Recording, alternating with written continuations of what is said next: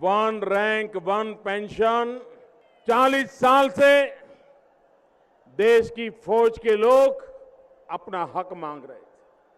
सरकारें आती थी, जाती थी, वादे करती थी, कमेटियां बिठाती थी, रिपोर्ट आते थे, रिपोर्ट डिब्बे में बंद हो जाते थे। फौज के लोग डिसिप्लिन में रहते थे, लेकिन उनकी बात सुनी नहीं जाती थी। चुनाव से पहले मैंने वादा किया था कि भारतीय जनता पार्टी की दिल्ली में सरकार बनते ही हम वन रैंक वन पेंशन लागू कर देंगे। भाइयों बहनों, ये पुरानी सरकार ने कितनी बेईमानी की थी।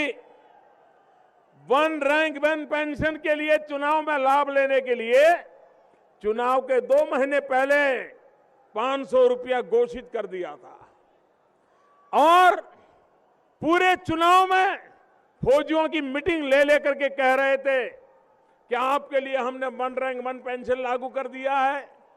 जब मैं आया, मैंने हिसाब किताब देखा, भाइयों बहनों, 500 रुपया दे करके इस देश के फौज का ऐसा अपमान किया, इन्होंने ऐसा अपमान किया जो कभी कोई नहीं कर सकता।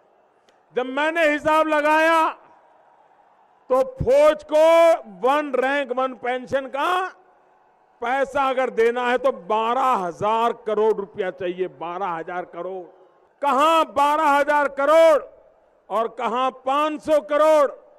ये फौज के जवानों के साथ धोखा है कि नहीं है? फौज के जवानों के साथ धोखा है कि नहीं है?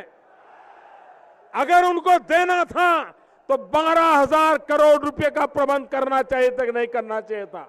हमने किया और भाइयों बहनों, हमने वन रैंक वन पेंशन लागू कर दिया। 4 किस्त में पैसा देना तय कर लिया। अब तक 6,500 करोड़ रुपया हम दे चुके हैं।